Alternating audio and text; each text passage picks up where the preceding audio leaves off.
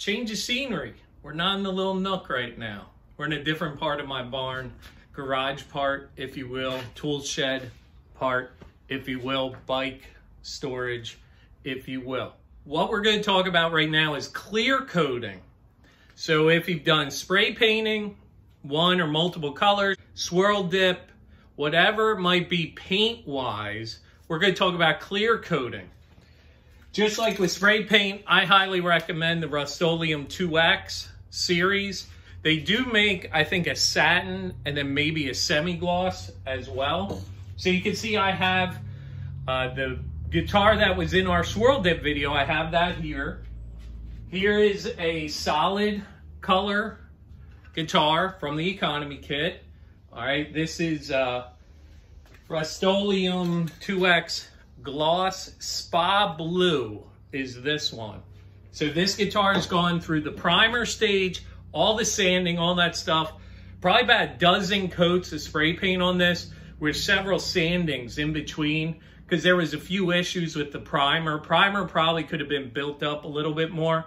So just goes to show you, when we talk about getting scratches out, they don't magically go away. You got to get them out somehow.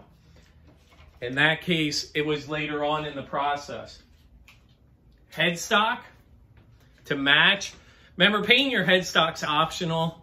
I would say maybe 30% of people do it, if I had to guess, maybe even less, depending on the workshop or where you're at. Notice on this, it's kind of tough because it's close to the color, but we have blue painter's tape everywhere. The only part is above my finger and up is where we have primer and paint. And same deal, sanding the primer, sanding the paint, and then clear coat on that.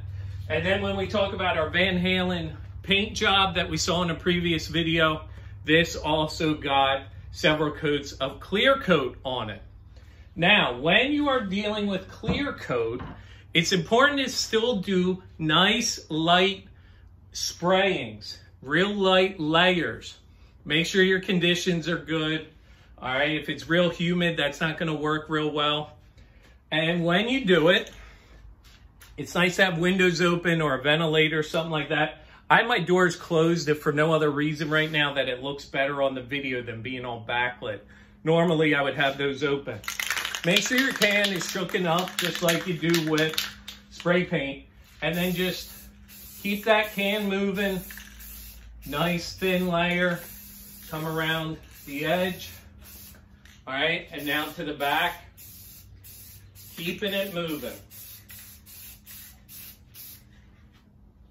Follow your directions for how fast it dries, things like that. Remember, dry to the touch does not mean dry for like a sanding.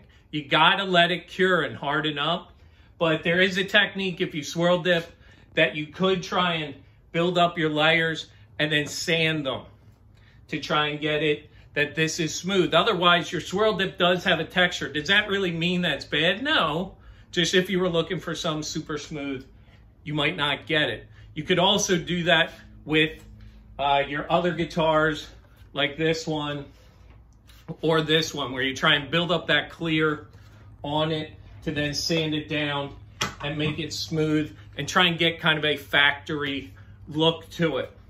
So that's my 2 cents about clear coating. It is nice to do it to at least protect that paint that you apply on your guitar, especially a swirl dip, because this is not very thick layer of paint, right? It's that one shot where spray paint, you can build up layers. So clear coating, really necessary on this, if I had to say so. All right, clear coating.